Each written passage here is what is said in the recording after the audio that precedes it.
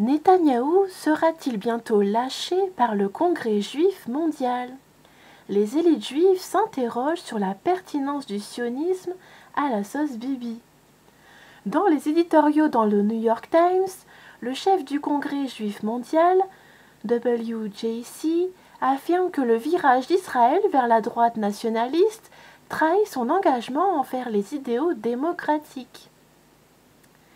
Ça doit être difficile quand celui qui a financé votre carrière politique écrit 2 éditoriaux vous critiquant dans le New York Times. C'est ce qui arrive en ce moment à Benjamin Netanyahou. Lundi, Netanyahou a été la cible d'une chronique cinglante de Ronald Lauder, l'héritier des cosmétiques qui dirige le Congrès juif mondial.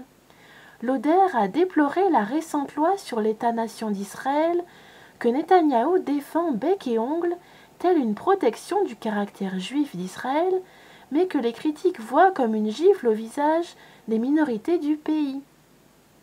Lauder a écrit que le virage d'Israël vers la droite nationaliste trahit son engagement et celui du peuple juif en faveur des idéaux démocratiques et humanistes.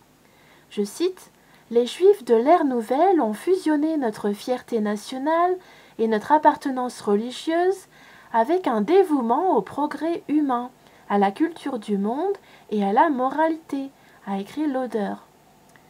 Conservateurs et libéraux, nous croyons tous en un sionisme juste et un judaïsme pluraliste qui respecte chaque être humain. Ainsi, lorsque les membres du gouvernement actuel d'Israël sapent l'alliance entre le judaïsme et l'éveil, ils annihilent la quintessence de l'existence juive contemporaine. C'est la 2e fois que Lauder fustige les intentions de Netanyahou dans les pages du Times.